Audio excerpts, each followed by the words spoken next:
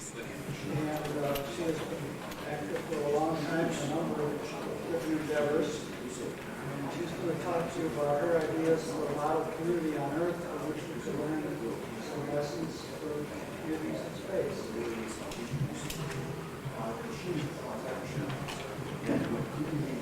That is, if technology cooperates.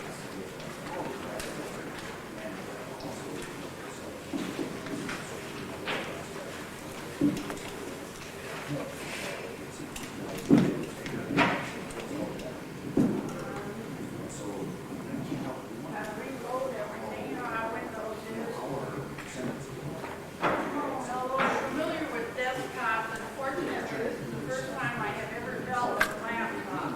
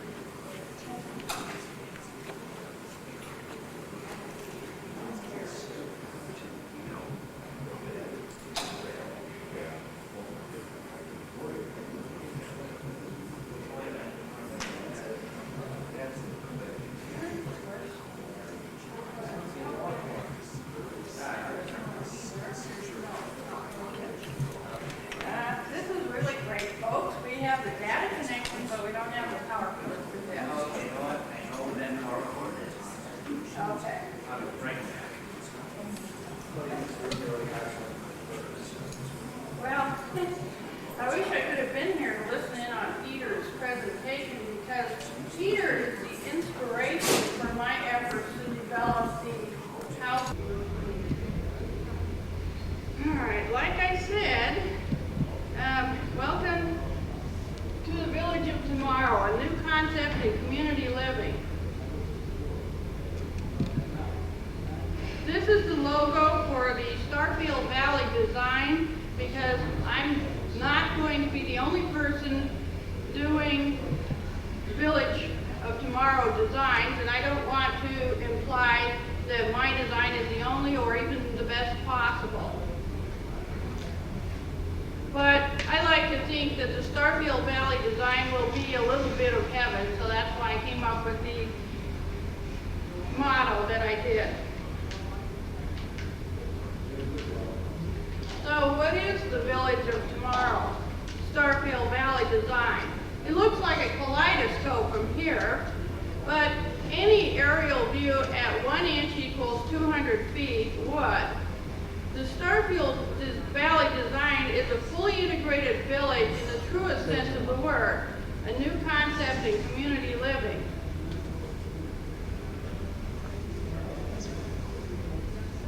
As you can see, this design measures 840 feet on a side. It consists of 3 living tiles. If I can get the mouse to do what I want it to do. That's a living tile. That's a living tile. And that's a living tile. And then it also has what I call an access tile where people park their cars, get them serviced, that sort of thing. The mall, where you go to shop, visit your friends who come in to stay at the motel, or go to the Civic Center for theatrical productions or whatever. Or you can play it on the play field, go to the band shell and dance floor, or in the winter, turn it into an ice rink. Have outdoor theatricals in the amphitheater. Then what this is an island in the middle of a lake. Now granted, it looks real stiff and formal and all this kind of thing, but that's because of the limitations of trying to design something that can be modified for different circumstances. So even though it looks very geometrical right now, the actual village will be much more natural looking than this is. And then when you really want to get it away from it all, you go into the wilderness tile. Of course, you better watch out because there might be mountain lions or bears or elk or whatever, and it's their home, so you enter at your own risk.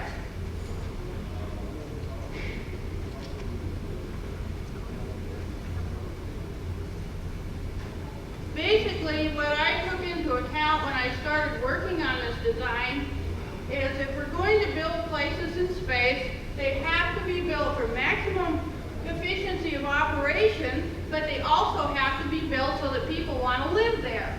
I mean, I'm sorry, but I do not want to live in a tin can on the moon.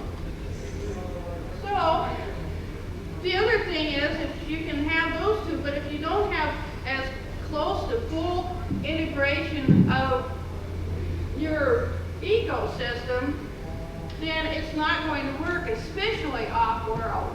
But even so, it would work a lot better here if people didn't just send their waste floating down the river to the people on downstream, as I'm sure you'll be hearing from Peter later on. The other thing is, if we're going to build settlements out there on the moon, Mars, in orbit, wherever we build them, they have to be built to last. And they have to be easy to maintain in terms of if something breaks down, you have to be able to replace it without having the whole system crash. And you have to be able to upgrade it. I mean, look at how fast the computer revolution is about right. Revolution is growing.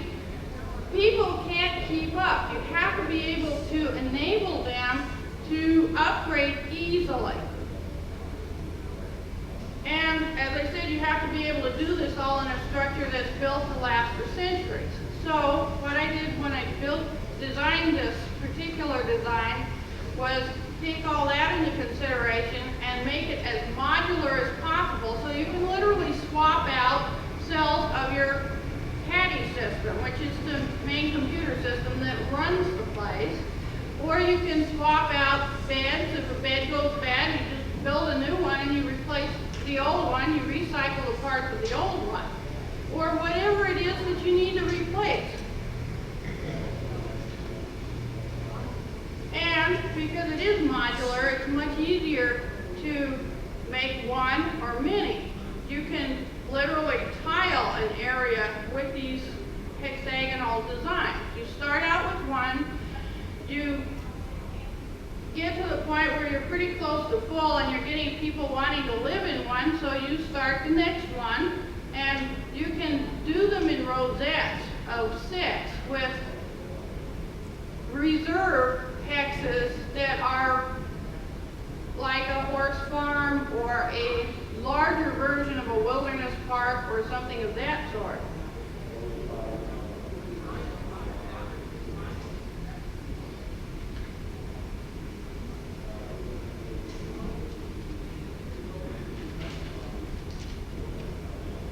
So what we're going to do is take a quick tour of Starfield Valley.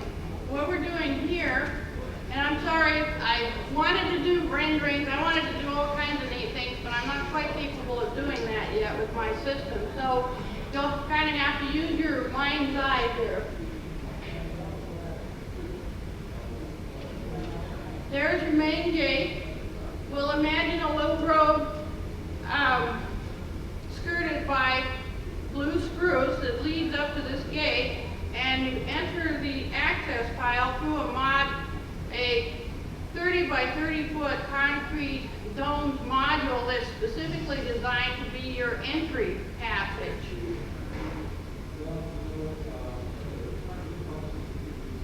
Then you turn, let's see, actually you turn here, go along your shops, and you can enter the parking lot here, and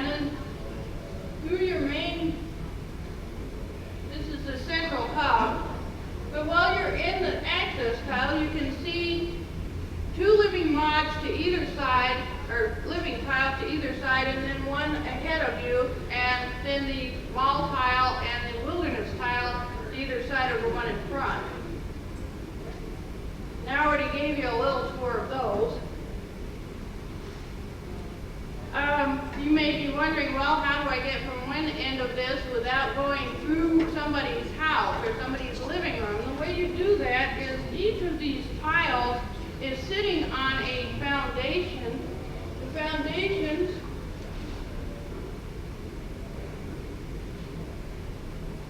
you can't see them. The reason you can't see them is they are triangular in cross-section. They're built like this so that the tile walls, or the shield walls that we'll eventually put in place to completely close the system, will have solid support under them. So your street is actually a tunnel. And it's got walkways like they have at the airports these days so that you can haul your produce, your meat, animals, etc., without necessarily hauling them on foot the whole 840 feet from one hub to the next.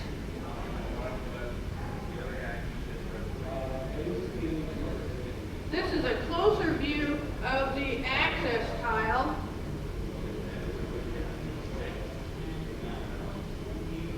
I don't know if you can read this very well, but we've got the island in the middle. It's a water garden kind of a thing. You can walk around it. You can even go over and sit on the island and watch the world go by. You've got shops where you can get your car serviced, where they will recycle things like your light tubes, light bulbs, etc., your glass works, everything like that. They probably also have shops where they can work with plastics and other things. And you may say, well, we won't be able to do plastics and stuff like that in space. And it's like, well, actually, they're already developing plastics using completely organic material. So it's very likely that if we grow it, we can use it as feedstock for chemical processes.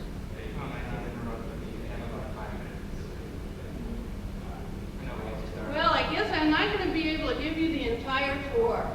This is the mall. I already told you about that.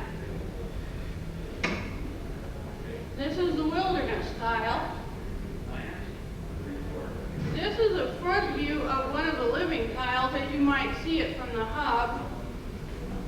Gives you some idea of the fact that it looks a little bit like a castle set into the hill. I didn't put any landscaping in because it was hard enough to get this far. But assume that there's landscaping. Now this is the first level of the living tile. Anyway, each one of those squares is a 30 by 30 foot module. The complete circles are common areas. In fact, all of the tiles, all of the modules on this level are common. They function to be the school, the barnyard, the garden. They make their clothing, so on and so forth, on this level. They also handle all of their recycling. This is the second level, and people live in the modules that are visible here.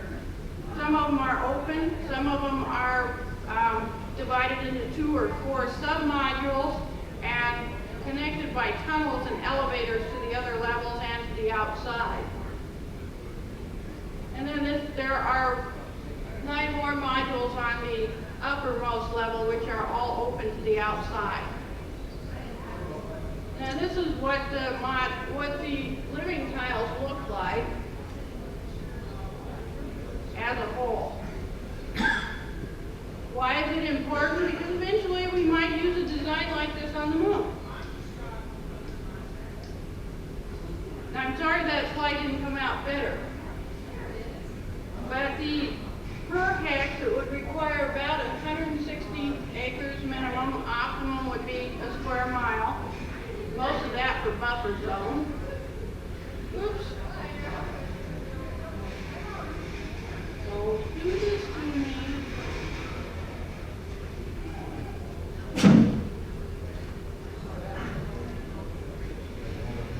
Yeah, just hold it right up.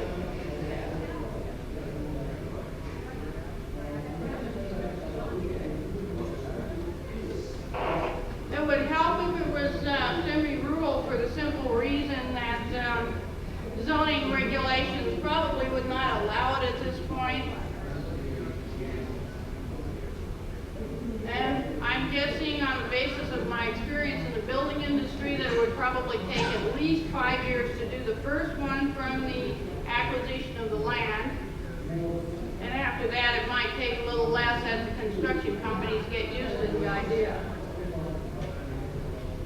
And also based on my experience in the construction industry, I am estimating it would cost about $50 million to build one hexagon.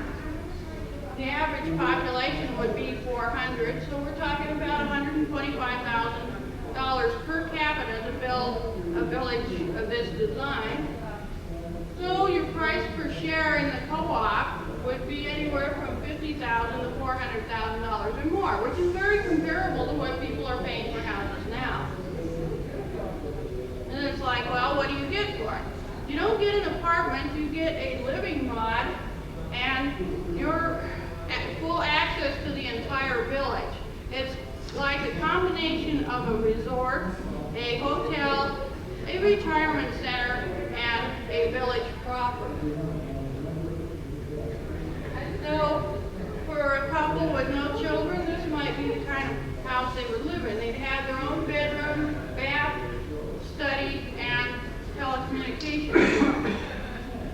If you had kids, then the office could become an office bedroom for the kid, and you can do some work in your own bedroom. So who's going to live there? Why not you? So what I'm looking to do at this point is what I'm trying to do is get people to think seriously about prepaying mortgages to live in the village of tomorrow, because it takes money to make money. And in order to build this, which is a relatively radical idea, I have to be able to go to the builders and say, look, I've got these number of people who have put down X amount of money for places in a village of this design. Then they'll start paying attention. So what I've been thinking about doing for some time is developing the House of Tomorrow Fund, which is a cross between a trust fund and a mutual fund for people to prepay their mortgages.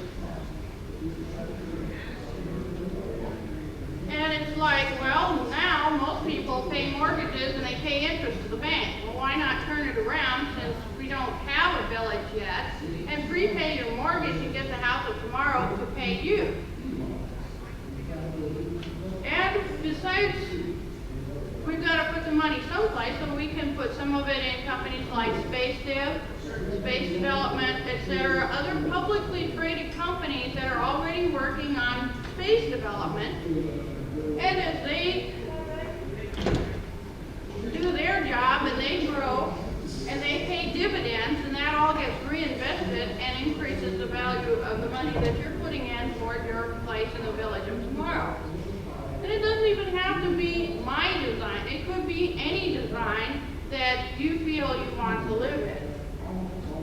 And since the funds would be invested in a corporate fund, or corporate account with Charles Schwab, once we get the total amount in the fund up to $100,000 or more, we can hire a money manager, professional money manager, and work with that person to maximize the return on your investment and minimize the risk as far as that's possible. And as this pile of money grows, more people are going to get interested in developing workable designs for you to live in, so that if you don't want to live in my particular design, you can say, okay, I'd like to live in your design, and then the House of Tomorrow would simply pay them the money that you've invested toward your mortgage. So this is just a brief summary of how the money in and the money out, if you will. And the SSTO project, for those who are not familiar with it, is the Save Me a Seat to Orbit project that I first proposed and have been working on since 1993. And I guess it doesn't like my blue anymore. Anyway, so you have your investors, you have your dividends and other income, you have income from the villages of tomorrow, because they are designed to bring in income from selling power to the local power company, to renting space on the wind generator mast for cell phone companies, etc., to all kinds of other things that people can do to bring in extra money, which of course reduces the amount it costs you to buy in. And then that money is invested in space-related companies, goes to cover construction costs for villages of tomorrow, and it pays for shares in villages of tomorrow. So I'm available for questions, and I've got plenty of business cards if anyone is interested. Okay.